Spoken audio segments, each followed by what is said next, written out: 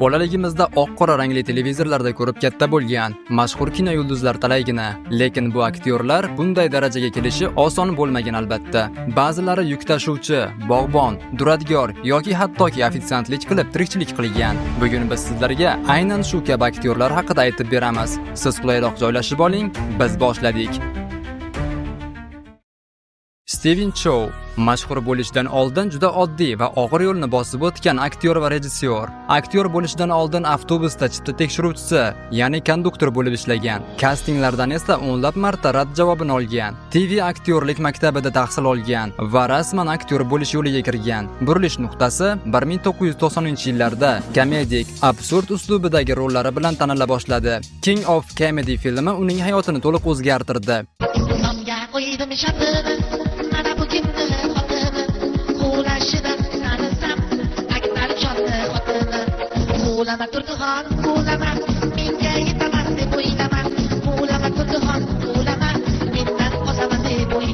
Keyinchalik esa Shaolin Soccer, Kung Fu Hustle filmi bilan butun dunyoga mashhur bo'ldi. Qiziq tomoni, Stephen Chow bolaligida Bruce Lee'ga o'xshashni orzu qilgan, lekin oxir-oqibat komediya orqali afsonaga aylandi.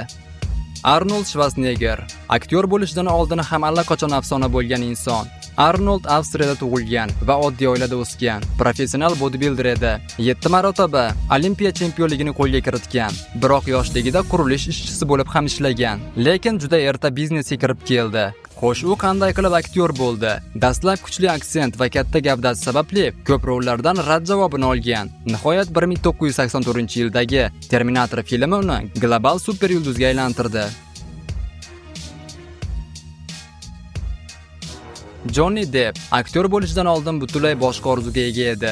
Johnny rock musiqachisi bo'lishni xohlagan, lekin hayotini tebratish uchun telemarketing, ya'ni telefon orqali savdo qilgan va yana turli mayda ishlar bilan shug'ullangan. Aktyorlikka kirib kelishi musiqachi do'st orqali Nicolas Cage bilan tanishadi.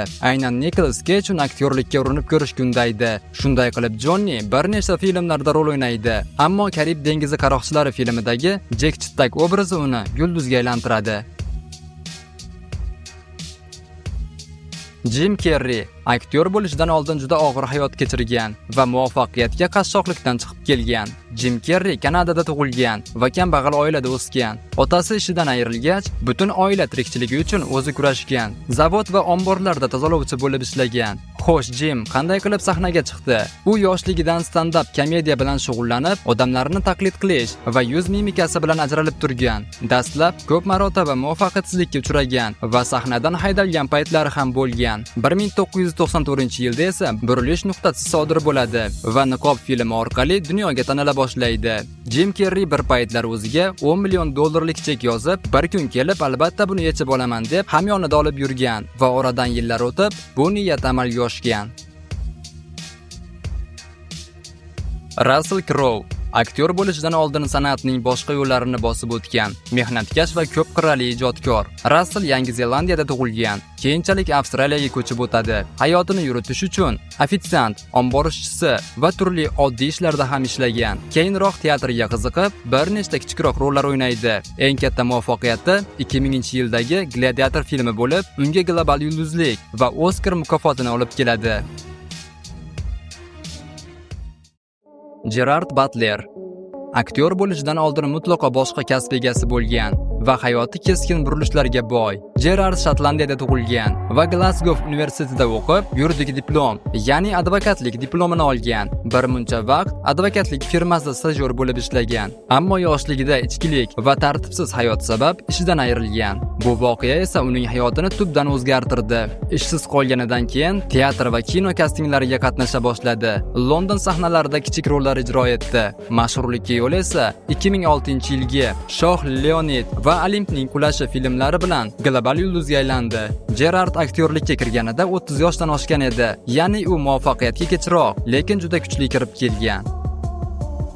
Mel Gibson aktyor bo'lishdan oldin oddiy hayotdan kelib chiqqan, lekin tezda kino tarixiga kirib ketgan ijodkor. Mel Gibson AQShda tug'ilgan, keyinchalik Avstraliyaga ko'chib keladi va Avstraliyadagi eng nufuzli aktyorlik maktabida o'qiydi. Talabalik paytida sahna asarlarida qatnashadi va tirikchilik uchun oddiy ishlarda ham ishlaydi. Ammo asta-sekin filmda rollar ijro eta boshlaydi. Eng mashhur filmlaridan biri bu Dov yurak filmi bo'lib, 5 ta Oscar, shu jumladan eng yaxshi film va eng yaxshi rejissyor unvonini olib keladi. Dwayne Johansson aktyor bo'lishdan oldin sport va hayot sinovlaridan o'tgan inson. Dwayne AQShda tug'ilgan. Yoshligidan Amerika futboli bilan shug'ullanib, University of Miami jamoasida o'ynagan. Lekin jarohat sabab professional futbol orzusi barbod bo'ladi. Bir paytlar cho'ntagida atiga $7 qolgan vaqtlari ham bo'lgan. Futboldan keyin Dwayne professional wrestling, ya'ni WWE ga kirib keladi va The Rock taxallusi bilan global yulduzga aylanadi. Aktyorlikka o'tishi, sportdagi mashhurlik uni kinoga olib kiradi. Ajinatog', Jumanji, Farsaj, San Andreas kabi mashhur filmlar uni yanada global yulduzga aylantiradi. Hozir ham Dwayne har kuni 4-5 soatlab mashq qiladi va qat'iy intizom va motivatsiya bilan yashaydi. Daniel Radcliffe yoshligimiz shu aktyor bilan o'tgan desam adashmasam kerak va bu ro'yxatdagi aktyorlar orasida eng erta mashhurlikka erishganlardan biri. Daniel Angliyada tug'ilgan, oddiy o'quvchi bo'lgan, lekin boshqa kasblarda ishlashga ulgurmagan, chunki onasi kasting agenti edi, otasi esa adabiy agent va ular san'at muhitiga yaqin bo'lgan. Shuning uchun Daniel aktyorlikni juda erta boshlagan.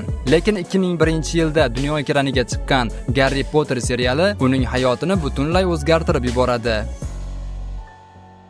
Tobey Maguire aktyor bo'lishdan oldin qiyin bolalik va erta mehnatni boshdan kechirgan inson. Tobey AQShda tug'ilgan, otasi yo'q va onasi bilan moddiy qiyinchilikda ulg'aygan. Shuningdek, Tobey onasiga yordam berish uchun o'qishdan keyin oshpaz bo'lib ham ishlagan. Keyinchalik onasi uni teatrga qiziqtira boshlaydi va Tobey ikkinchi darajali kam haq to'lanadigan rollar ijro etadi. Oradan vaqt o'tib, Tobeyning yelkasiga baxt qush qo'nadi va uni O'rgimchak odam filmida bosh rolni ijro etishga taklif qilishadi. Shunday qilib Tobey Maguire Peter Parker obrazi orqali dunyoga taniladi.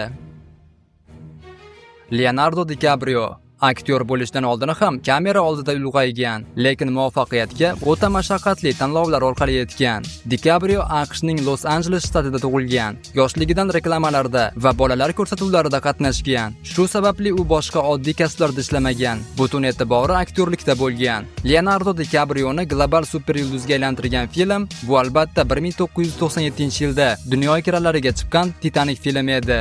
DiCaprio o'smirlik paytida bir nechta kastinglarda juda deb rad etilgan. Keyinchalik u ataylab, qiyin, salbiy va murakkab obrazlarni tanlab, o'zini faqat chiroyli yigit degan tamg'asidan xalos qilgan. Jason Statham mashhur aktyor bo'lishdan oldin juda noodatiy hayot yo'lini bosib o'tgan.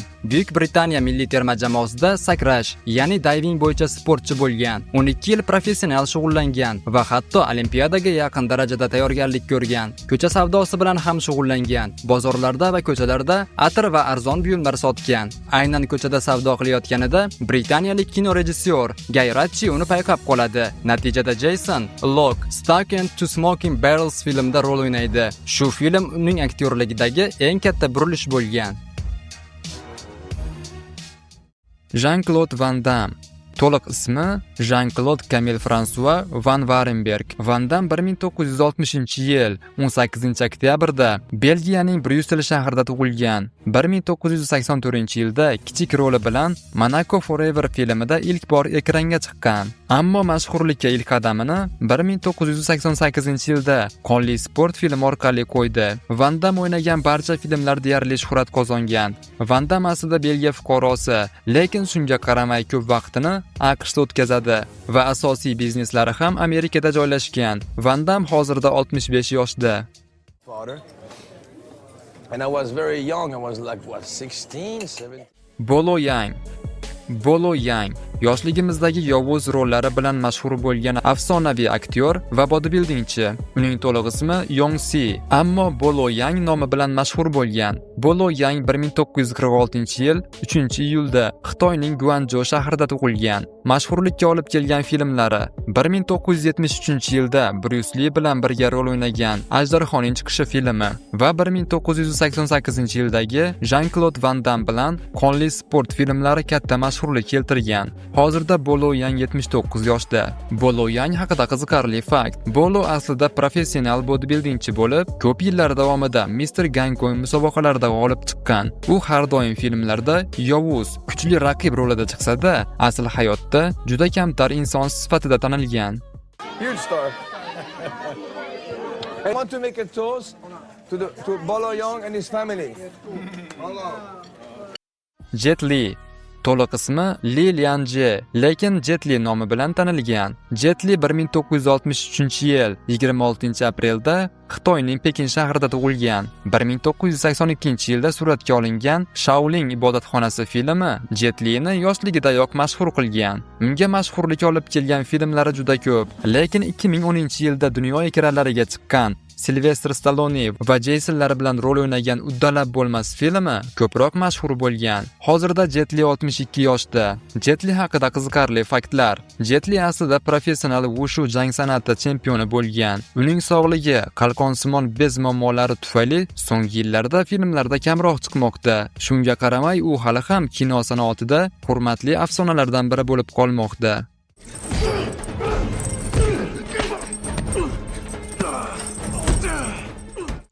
Jackie Chan.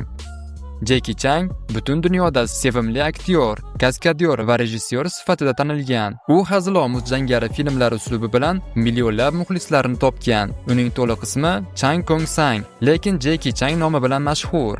Jackie 1954-yil 7-aprelda Gonkongda tug'ilgan. Jackie'ga Piano Master, Shanghai tushligi, Karate bola va Tig'iz vaqt filmida Chris Tucker bilan o'ynagan rollari juda katta mashhurlik olib kelgan. Uning oxirgi filmlari 2025-yilda suratga olingan.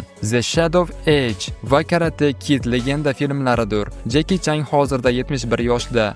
Jackie haqida qiziqarli faktlar: Jackie Chan o'zining deyarli barcha kaskadyorlik ishlarini o'zi bajaradi. Gonkong va Gollivud kino sanoatida ko'plab mukofotlarga sazovor bo'lgan. Hozir ham faol suratga tushmoqda va 71 yoshda ham juda tetik.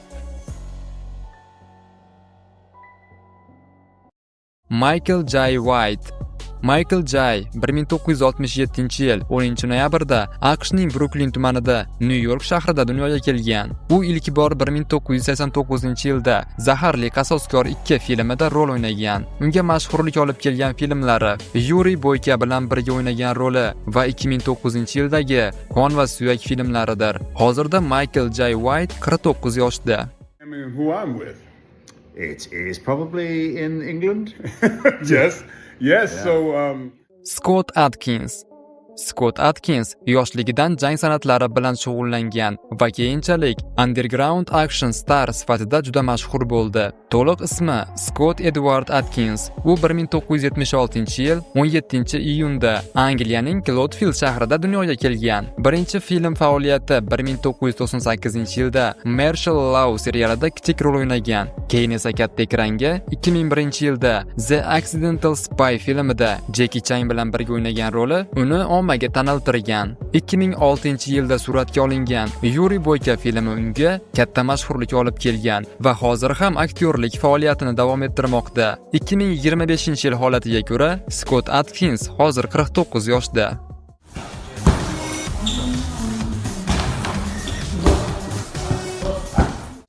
Sylvester Stallone. To'liq ismi Sylvester Gardenzio Stallone. U 1946-yil 6-iyulda AQShning New York shahrida tug'ilgan. Sylvester ilk bor 1970-yilda kichik rol orqali ekranga chiqadi, ammo katta muvaffaqiyat 1976-yilda suratga olingan Rocky filmi bilan kelgan. ssenariyni o'zi yozgan va bosh rolni ijro etgan. Keyingi mashhur filmlaridan biri bu Rambo filmidir. Silvestr Stallone hozirda 79 yoshda. Silvestr Stallone haqida qiziqarli faktlar. Stallone nafaqat aktyor, balki ssenarist va rejissyor ham. Uning Rocky va Rambo qahramonlari kino tarixida eng mashhur obrazlardan biri bo'lib qolgan. Chuck Norris, to'liq ismi Carlos Ray Chuck Norris. U 1940-yil 10-martda AQShning Oklahoma shtatida tug'ilgan. Chuck Norris dastlab jang san'atlari chempioni bo'lgan, karate va taekwondo.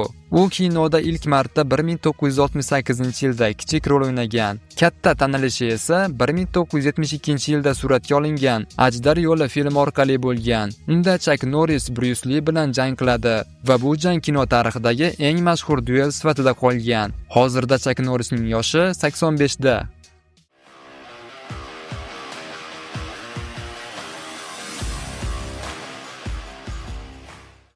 Bruce Lee. Endi afsonalarning afsonasi Bruce Lee haqida. U jang san'atlari va kino tarixini butunlay o'zgartirgan inson hisoblanadi. To'liq ismi Lee Junfan, lekin Bruce Lee nomi bilan tanilgan.